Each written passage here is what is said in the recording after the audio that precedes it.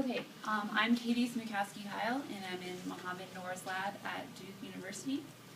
And I'd like to start my talk today by pointing out that 2013 marks a special year in the history of recombination, and that is the anniversary, the 100th anniversary since the creation of the first genetic linkage map in 1913 in Drosophila melanogaster by Sturtevant.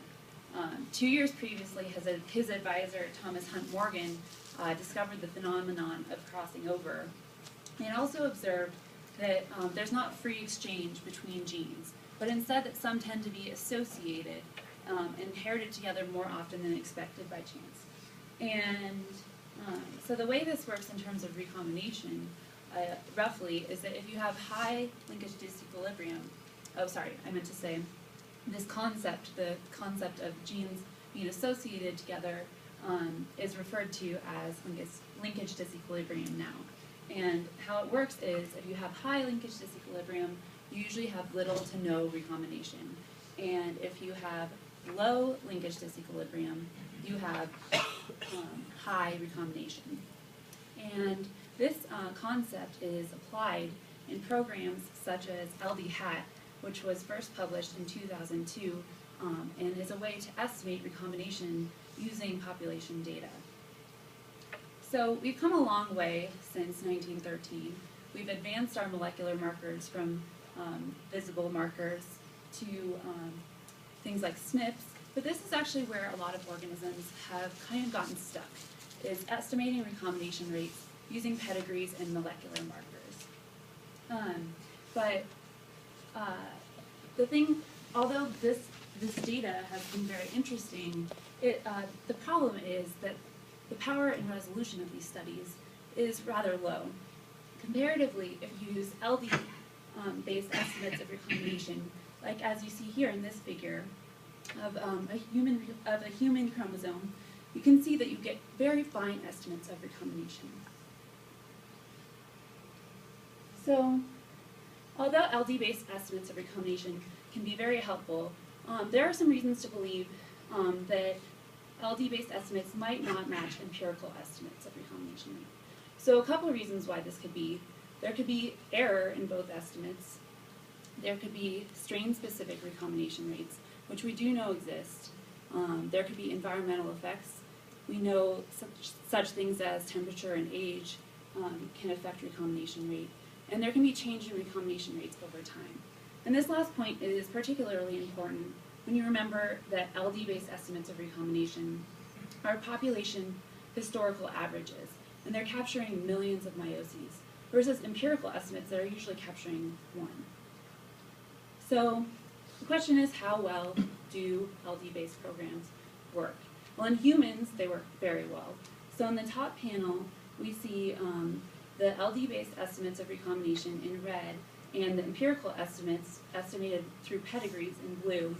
And if you look at the megabase scale correlation, the R squared is 0.96, so almost a perfect correlation at broad scales. And even at fine scales, like you see in this bottom panel, again with the LD-based estimates of recombination in red and sperm typing in blue, you still see a very, very nice correlation. So that's all well and great for humans, but what about other organisms? So there are reasons to believe that LD-based programs for estimating recombination might not work well in other organisms. For example, in Drosophila, it's long been known that linkage disequilibrium decays rapidly. Usually, it's very rare to find linkage disequilibrium in factors that are more than 1 kb apart. Versus in humans, we see these long haplotype blocks that are typically tens to hundreds of kb. And there's a number of other biological constraints. For example, in Drosophila, we have very high SNP density, we have high background recombination rates, and a large portion of the genome is known to be influenced by selection. And such constraints as these might be valid in other organisms as well. And here is where the program LD Helmet comes in. So this program was published last year. It was specifically created for Drosophila, but I think it may be applicable for other organisms as well. And it uses the same mechanisms as programs like LD Hat, which is a reversible jump Markov chain Monte Carlo mechanism, but it attempts to computationally address some of the biological constraints that I mentioned. So to test how well LD helmet works, we took 11 genome sequences from Drosophila pseudoobscura, the organism our lab works on, and these are from 6 locations in the American Southwest.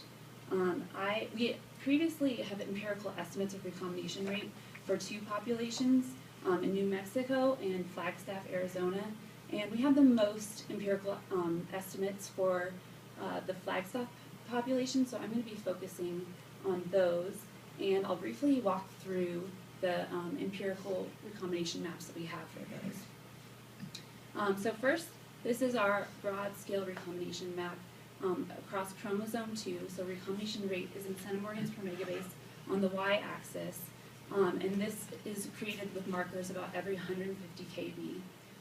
To better understand the fine-scale recombination rate architecture, we selected 3 regions on chromosome 2 to zoom in and dissect these intervals using 20 kb windows.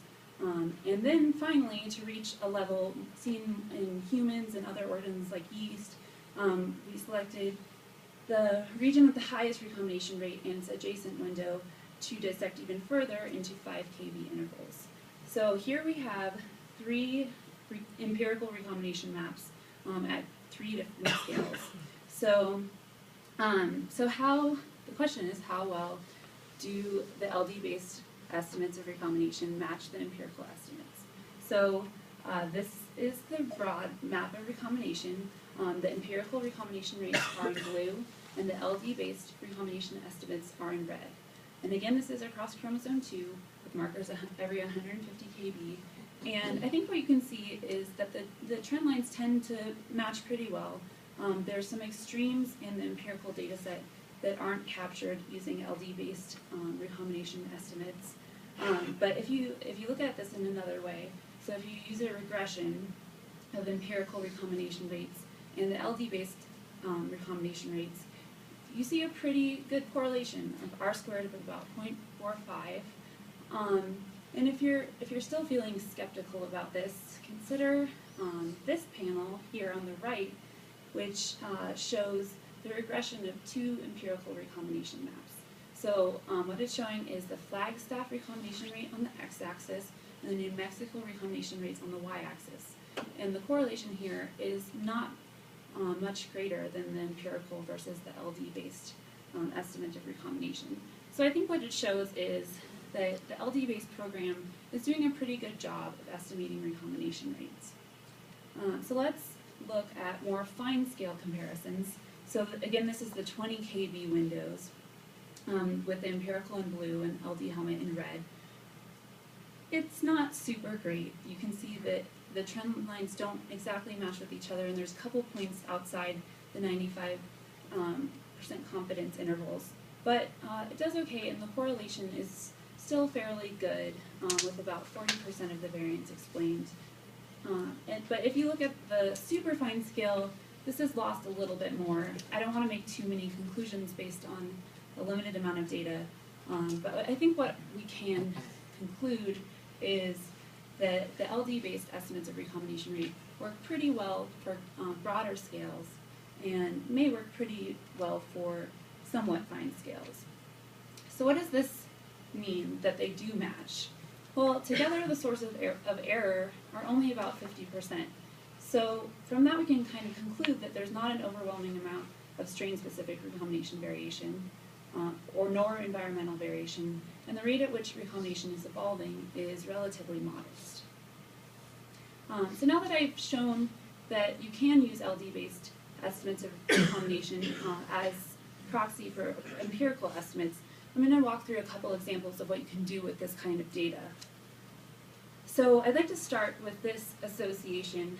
It's become rather famous over the years. It was first discovered over 20 years ago in Drosophila melanogaster.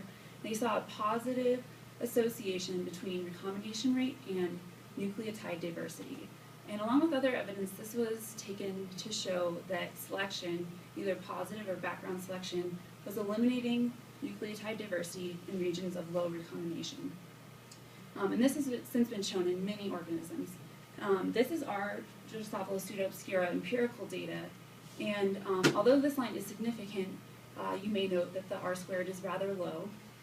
But if you substitute the empirical recombination rate with the LD helmet-based recombination rate, you'll notice that the correlation improves. And if you think about this, this makes sense, because in the empirical recombination rate, we're capturing one strain, one meiosis. The LD helmet is looking at a historical population average. And although there may be some circularity in this association, we're going to investigate that a little bit further. Another thing that we are interested in is the presence of hotspots in Drosophila. So what a hotspot is usually defined as a magnitude-fold increase in recombination rate above the background rate in a small amount of sequence, typically 1 to 2 kb. And this is seen in humans, yeast, mice, many of the organisms that recombination is studied in most, but it has been really doubted in Drosophila. Here I define hotspots a little less intensely as a 10 times increase in recombination rate above the background recombination rate, which is seen in the black dotted line at the bottom of each plot. And typically in window, the distance of sequence is about 500 to 4 kb. So I'd like to say that these are just tentative hotspots. I still need to confirm them using an independent program, but there are a few generalizations that I think you can make from this. First, that the intensity of recombination hotspots in Drosophila is far less than in humans, where there can be up to 1,000-fold increase in recombination rate. Here, like I said, we're only seeing 10-fold increase.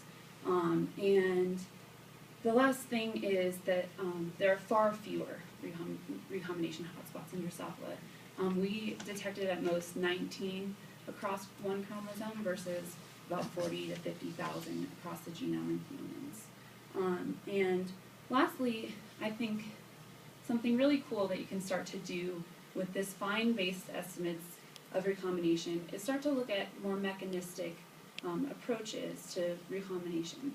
So here we're showing recombination rate as a function of distance from nearest gene, and you can see that recombination is greatly reduced in regions right around the transcription start site. And this pattern has been seen in almost every organism that we have this data for.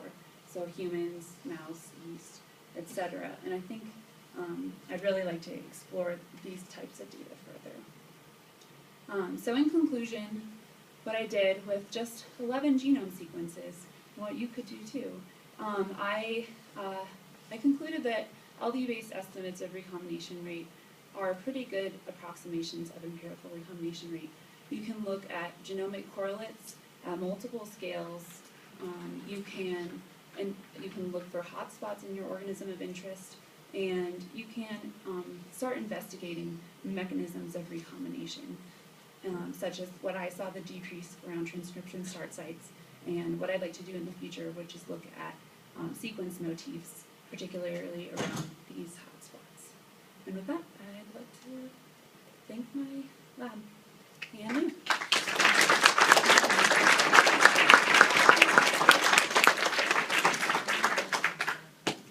Any questions? Enjoy your break.